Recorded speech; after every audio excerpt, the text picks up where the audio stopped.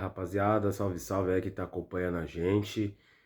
Eu prometi aí nas redes sociais de tentar fazer aí uma análise, até um levantamento aí do ano do Corinthians pós-título, né? Adrenalina baixada, final de transmissão, é, com a cabeça mais fria aí a gente poder falar um pouco dessa temporada aí do Corinthians que acabou sem acabar ontem, né? Então vamos dividir aí pela temporada, pelos playoffs, né?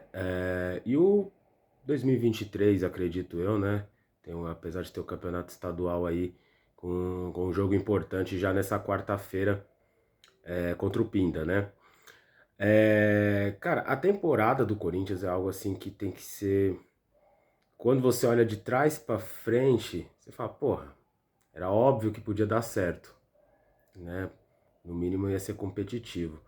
Mas quando você olha da perspectiva de janeiro, chegar um treinador de um time que nunca jogou a liga, ele nunca havia treinado a liga, que é o caso do David Hudson, havia ganhado do Corinthians aqui, então a credencial dele pro torcedor corintiano era do Corinthians, dele ter eliminado o Corinthians. Então muita gente falava, trouxe o cara só porque eliminou o Corinthians, mas porra, foi um puta fiasco, né? Foi um vexame o Corinthians ter perdido aqui. E aquela partida, voltando até pro ano passado, eu acho que marcou o fim de uma era do Bié, né? O Corinthians, a partir dali, foi o fim praticamente foi o fim da Copa do Brasil e na sequência o Corinthians também se arrastou na temporada até acabar oficialmente a mesma.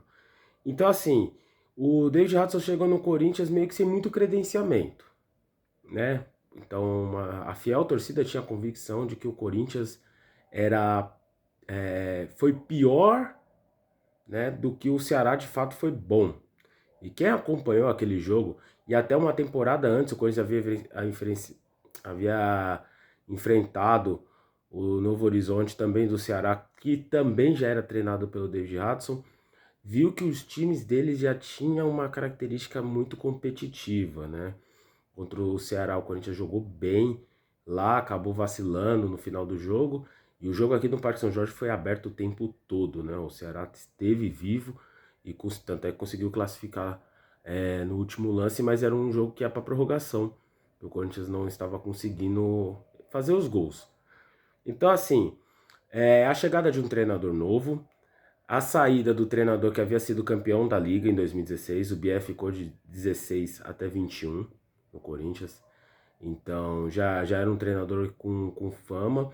Foi o primeiro ano que o Corinthians não havia vencido nenhum título. Foi o ano passado. Então havia um fim de um ciclo, que a gente pode até falar que foi vitorioso sim, né? O Corinthians teve títulos importantes, disputou pela primeira vez a Libertadores, então o trabalho do Bié foi bem sucedido, mas havia um fim de um ciclo, com a saída de muitos jogadores. Saiu o Rafa, saiu o Jackson Samurai, Leandro Caires, são jogadores conhecidos do meio do futsal e jogadores conhecidos do meio corintiano, né? E chega muitos jogadores. Alguns, como o Cauê, que já era da base, subiu alguns meninos da base também, e alguns jogadores que não haviam sido tão reconhecidos, mas havia feito uma ótima liga. Problema, o time foi montado pelo Bié e não pelo David Hudson. Ele chega depois já com o time todo pronto, né? Então chega Levi, chega o Bazinho chegou, o Tatinho foi mantido, o Davis ficou, o Henrique ficou, mas perdeu o Nenê, por exemplo, que foi para Tailândia. Então o Corinthians foi se remontando. O Ian chegou, o Alan chegou nessa leva do começo do ano. É, o Canabarro também chegou. Então o Corinthians monta uma estrutura toda nova, com uma forma nova de jogar. A gente fez os primeiros jogos do Corinthians e a gente já via que era um time mais vertical, um time que não tinha a característica do Bié de tanto toque, controlar mais o jogo. Não, o time do David Hudson a gente já percebia que ia ser muito cirúrgico, ia ser muito vertical, ia buscar o gol o tempo todo. Então, com o tempo, a torcida do Corinthians abraçou esse projeto pela forma corintiana de ser, né? Então, passou a ser gostoso ir no Parque São Jorge porque você sabia que, indiferente se o Corinthians ia vencer, empatar ou perder muito pouco, o Corinthians perdeu poucas partidas no Parque São Jorge, a torcida sabia que o Corinthians ia fazer um jogo muito aguerrido. E assim foi, o Corinthians foi campeão do Paulista invicto, nenhuma derrota, teve, se eu não me engano, 2 ou 3 empates, sendo 2 deles na final, que o Corinthians tinha vantagem. E ali gira uma chave. Por quê? O Corinthians começa bem a liga, ficou brigando o tempo todo no G4, e com algumas derrotas e lesões, o Corinthians acabou optando, o David Hudson e sua comissão técnica acabou optando por jogar com... manter o time que dava para jogar e reformular não, mas dar uma manutenção física para alguns jogadores do Corinthians visando o resto da temporada. Por quê? Classificavam 16 e o Corinthians já estava bem classificado ali. Então, mesmo com um péssimo fim de primeira fase, né, o Corinthians nas últimas 6 partidas perdeu 5, venceu só uma, mesmo com esse péssimo fim, o Corinthians ainda conseguiu terminar em 10º. Né? O Atlântico Erechim, que fez a final, terminou em 9º, com a mesma pontuação do Corinthians. A diferença foi o jogo em Erechim. E aí grava isso. O jogo contra o Erechim no Parque São Jorge, que o David Hudson coloca um goleiro linha e o Corinthians perde com esse goleiro linha. Né? Gravem essa informação. Por quê? Quando o Corinthians vence o Campeonato Paulista frente ao Magnus, ao Sorocaba, com 2 empates, tem 2 chaves que se viram. A chave do goleiro, Lucas Oliveira, para mim ele era estava sendo um goleiro muito instável, alguns gols bobos ele estava tomando. E eu fazia essa crítica de que um goleiro de futsal de um time que quer ser campeão precisa ser um paredão. Então, não, o Lucas não era um goleiro ruim, não era um péssimo goleiro, mas a gente enxergava, eu enxergava um time o potencial de ser campeão, de brigar, né, contra as principais equipes do cenário nacional. Mas precisava que o Lucas estivesse num nível maior.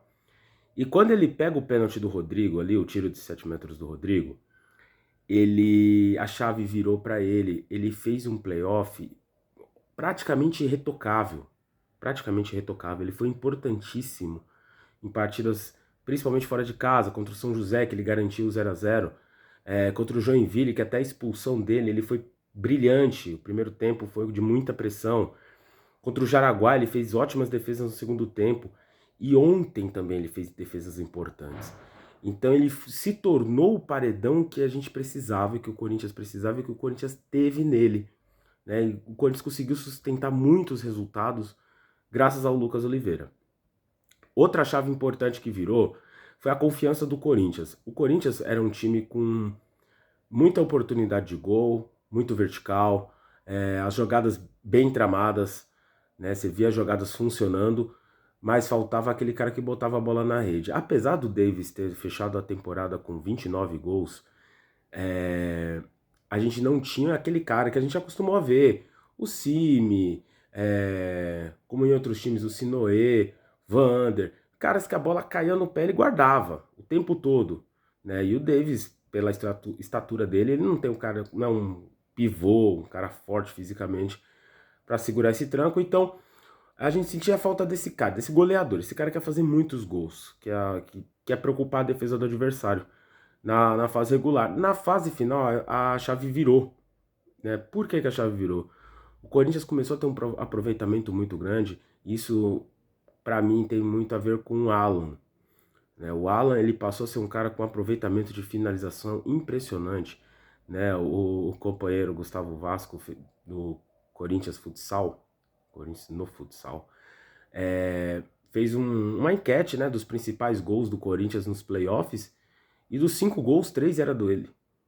Golaços, né? Contra o Joinville, contra o Joinville e Jaraguá. Né? Ele fez 3 belíssimos gols.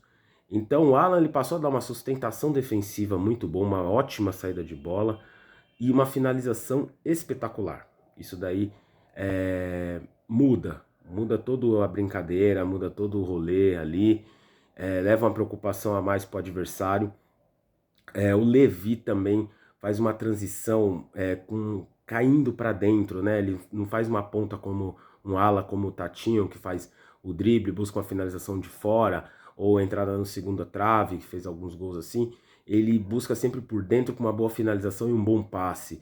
O Levi é um jogador importante que o Corinthians vai conseguir manter aí na próxima temporada. Então, assim, são alguns jogadores que cresceram. O Henrique emprestou uma experiência fenomenal, assim. Você via, o jogo esquentava, ele tirava qualquer jogador da confusão, colocava a confusão para ele resolver. E ele canalizava tudo isso, o Henrique, o Lé. Assim, o time do Corinthians se completou de uma forma muito homogênea, né? Os mais experientes, de fato, foram experientes, de fato, seguraram o rojão, para os moleques mais novos entrarem mais tranquilos, poderem colocar sua qualidade, como foi o caso do Lucas Martins, do Bebê, que cresceram bastante aí na competição. Tanto é que terminaram como entre as principais rotações do Corinthians, né? O Lucas, inclusive, com gol ontem contra o Atlântico Erechim. E aí a gente vai falar, ó, lembra que eu falei do Atlântico Erechim, né? Essa final, o Corinthians talvez teve o jogo mais difícil fora de casa, que foi contra o Erechim, porque o Erechim conseguiu bloquear todas as jogadas do Corinthians, o que já era esperado. É um time muito forte defensivamente, mas que não tinha um poderio ofensivo tão forte, por isso que demorou para fazer o gol, né? Conseguiu bloquear o Corinthians, mas o Corinthians também conseguia bloquear o Erechim ontem, boa parte do jogo. Teve o gol, uma jogada, um azar, uma jogada, uma falta de atenção, talvez, da marcação do Corinthians. E aí o Corinthians conseguiu fazer uma pressão com o goleiro Linha, né? O David Hudson depois explicou pra gente que ele opta por jogar 5 minutos antes, né? Com a partir dos 5 minutos. E o goleiro Linha do Corinthians, no primeiro momento não deu certo, eu não estava gostando, a bola estava passando muito perto da marcação, parecia a qualquer momento podia ser roubada essa bola, e não estava encaixando, né? Não estava levando perigo de fato ao gol do Erechim, mas depois do tempo técnico que o professor conseguiu ajustar ali a linha de passe, a bola entrou 3 vezes no fundo quadra, antes da quarta vez que sai o gol, que é o passe do Canabarro pro gol do Davis. E ali o Corinthians passou a ser campeão ali, né? Porque o Erechim precisava fazer mais um gol, só faltava um pouco mais de um minuto, né? Com o goleiro Linha que não estava preparado, né? Nitidamente, assim, o time sentiu bastante o gol, decidiu ir a qualquer forma em busca do resultado, acabou tomando mais 4 gols. Enfim, para mim o gol do Davis é o gol do título, né? Todos os outros foram decorrência de um desespero ali do Atlântico Erechim, mas o resultado não faz jus à partida. A partida foi muito equilibrada, talvez o 1-1 fosse o resultado mais justo, mas o placar faz jus à superioridade do Corinthians no confronto. O Corinthians foi muito bem, o 6-2 ficou pouco no jogo no Parque São Jorge, né? E aí o Corinthians, a gente pode falar de um time que, que vai marcar a história do futsal alvinegro, né? Porque o primeiro título teve jogadores de muita qualidade e muitos craques, né? Então a gente viu surgir Rocha, a gente viu surgir o Lino, tava o Guita, o Davis voando, né? O Vander, que é um puta nome na história do futsal do Corinthians.